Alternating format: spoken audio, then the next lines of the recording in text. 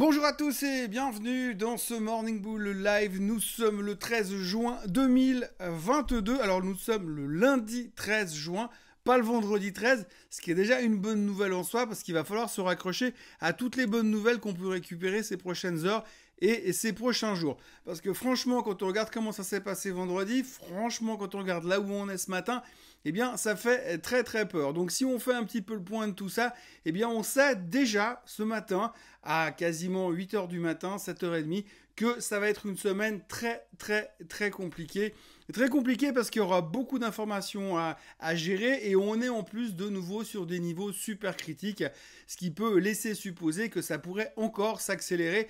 D'ailleurs, si on croit simplement les futurs ce matin, on est déjà en mode accélération puisque si on se base simplement sur le prix du S&P 500, du futur S&P 500 à l'heure où je vous parle, eh bien nous sommes en bear market sur le S&P 500.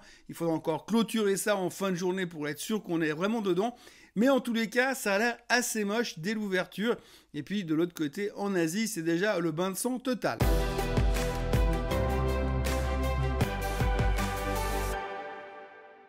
Donc si on fait un point sur ce qui se passe et là où nous en sommes, eh bien qu'est-ce qui se passe? Eh bien la préoccupation principale, c'est bien sûr l'inflation, puisqu'on ne parle que d'inflation. Partout où il y a de l'inflation, eh bien il n'y a pas de plaisir. Donc globalement, on ne parle que de ça et depuis les chiffres de vendredi, c'est encore pire. Donc grosso modo, le CPI américain est sorti, vous l'avez vu, en dessus des attentes, au plus haut depuis 40 ans, au plus haut depuis le record du mois de mars qu'on avait déjà il y a 2 mois en arrière. On a fait beaucoup mieux. Alors c'est pas non plus 12% d'inflation, d'accord, mais on parle quand même de 8,6% d'inflation annualisée. Donc c'est pas bon, mais surtout ce qui n'est pas bon, c'est que il y a visiblement pour l'instant aucun signe de pic sur l'inflation, donc les 0,75% de hausse que la Fed a mis en place depuis quelques mois, ça n'a pas encore porté ses fruits, si on peut s'exprimer de cette manière-là. Donc il va falloir faire plus.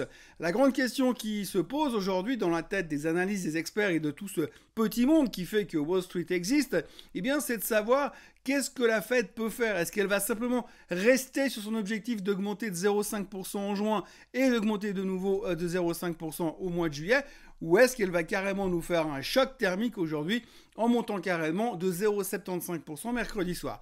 Oui, parce que vous le savez, il y a le meeting de la Fed à partir de demain jusqu'à mercredi soir et mercredi en fin de journée, on aura l'annonce officielle de la hausse des taux et de combien. Aujourd'hui, si on en croit les statistiques, 21% des analystes estiment que la Fed pourrait surprendre tout le monde et monter les taux carrément de 0,75%.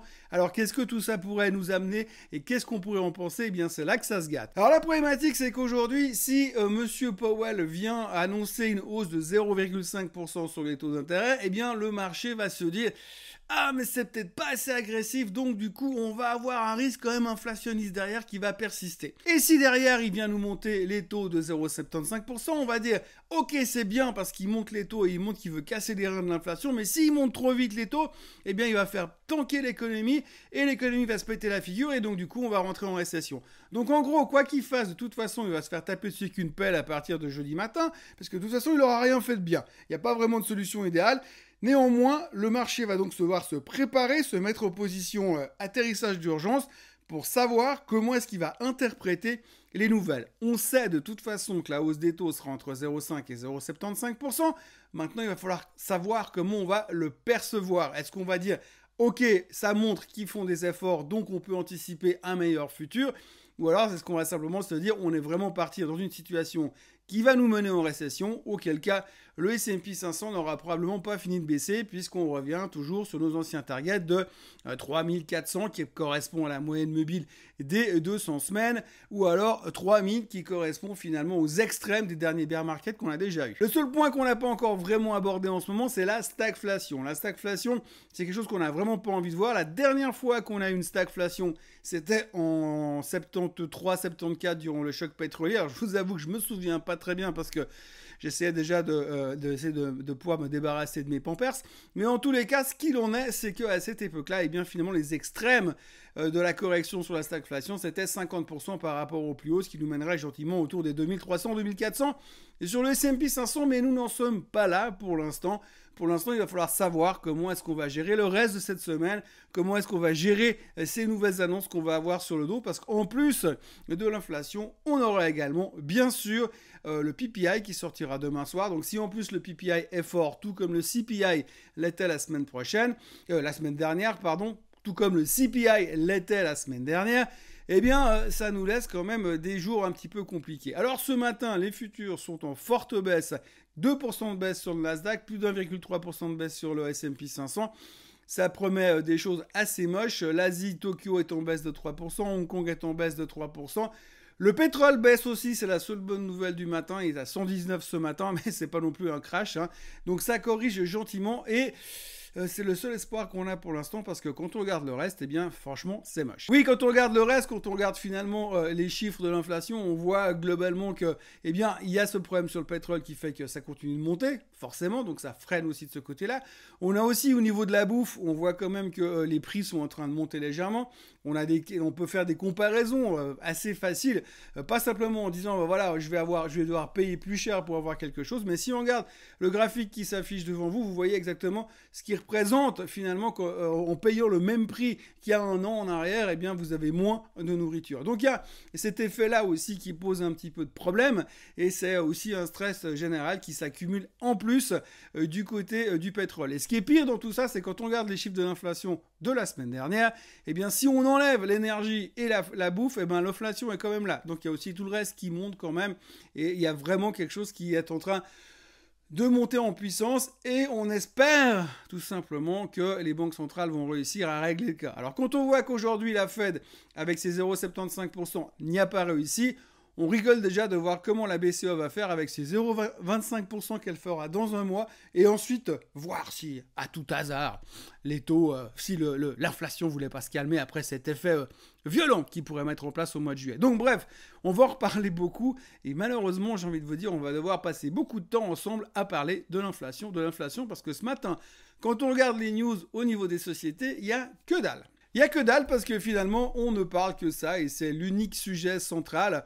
On a bien 2-3 commentaires qui viennent du côté de l'Ukraine puisque M. Zelensky estime que si ça continue comme ça, on va avoir une famine mondiale qui va se mettre en place. Il y a des articles qui parlent effectivement que M. Poutine sera en train de monter un plan quinquennal pour créer une espèce de famine, surtout dans la région du Moyen-Orient et de l'Asie, pour ensuite créer de l'immigration pour aller déstabiliser l'Occident. En priorité l'Europe, on va dire. Donc du coup, il y a pas mal de choses qui tournent autour de ça. Les gens commencent à se dire que le prochain truc qui pourrait bouger assez violemment à la hausse, c'est le riz. Et forcément, lui, il n'a pas encore bougé autant que le reste, mais ça pourrait venir maintenant. Donc on a toutes ces choses-là qui viennent encore mettre un stress supplémentaire.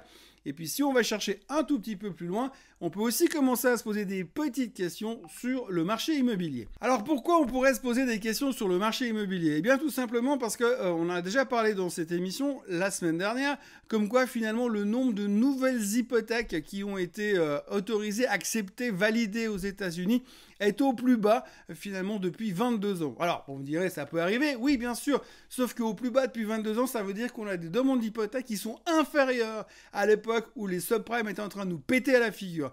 Donc ce qui veut dire quand même, c'est qu'on repart dans une période de 22 ans en arrière, ce qui correspond plus ou moins à juste après la bulle Internet, là où les gens ne prenaient plus de crédit hypothécaire, et à ce moment-là, on était au même niveau. Mais plus tard, quand on a eu la bulle, enfin la catastrophe des subprimes, même là, la demande de nouveaux prêts hypothécaires était supérieure à ce qu'on vit aujourd'hui. Alors pourquoi ? Eh bien c'est simple. L'année dernière, quand vous regardiez simplement les prix, le taux hypothécaire moyen, on était à 2,6 et des poussières.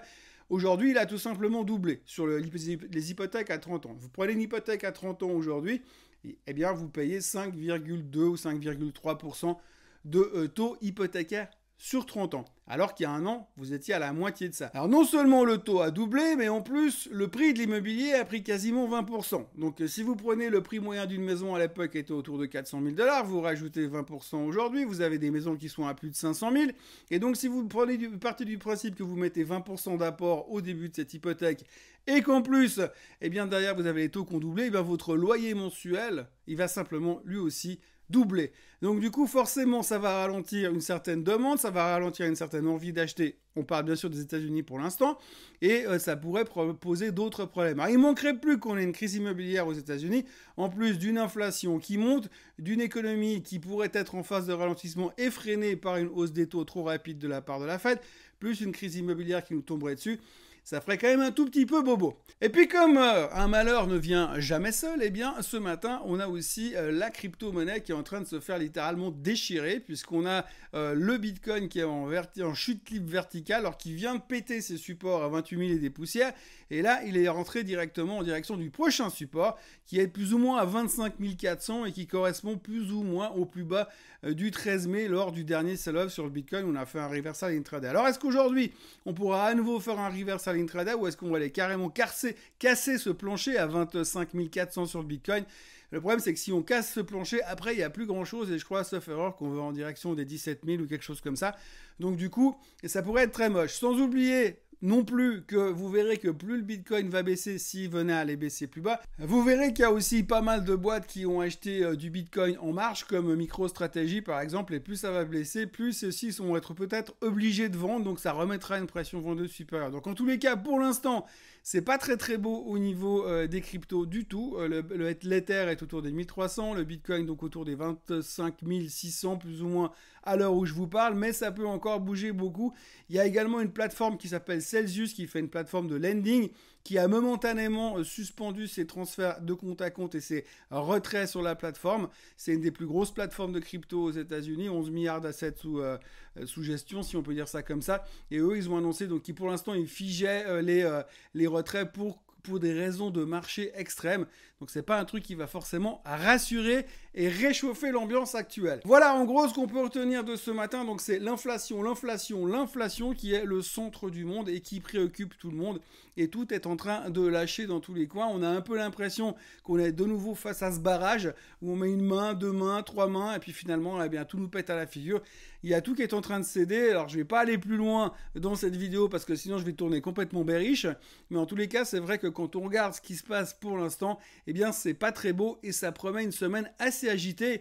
Mais comme d'habitude, quand on a tendance à se retrouver trop négatif et trop inquiet, eh bien c'est des fois là où le marché se retourne. Donc on va surveiller ça gentiment, mais on va être très concentré sur la thématique de l'inflation, du PPI de demain et du discours de la Fed de mercredi soir. Pour le reste, n'oubliez pas que mercredi, on se retrouve au Swissquote Trading Day à Lausanne pour ceux qui peuvent se déplacer. Il faut s'inscrire. Et puis, il y aura aussi évidemment tout qui sera retransmis en streaming. Donc, si vous appuyez sur la cloche pour vous abonner aux prochains événements sur la chaîne, vous pourrez également vous abonner et ne pas rater le streaming qui va durer quasiment 5-6 heures mercredi après-midi. Je serai bien entendu sur scène à Lausanne sur place pour refaire un point sur tous les marchés en général. Évidemment qu'on va reparler de l'inflation et de la Fed. Je vais me répéter encore une fois, mais ce sera en live pour de vrai. Et puis à la fin, il y a aussi un apéro. Donc n'hésitez pas à venir. Abonnez-vous, suivez, abonnez-vous à la chaîne, likez ces vidéos et revenez nous voir mercredi à Lausanne. D'ici là, passez un très bon début de semaine, un très bon lundi. Et moi, je vous retrouve demain à la même heure et au même endroit. Bye bye.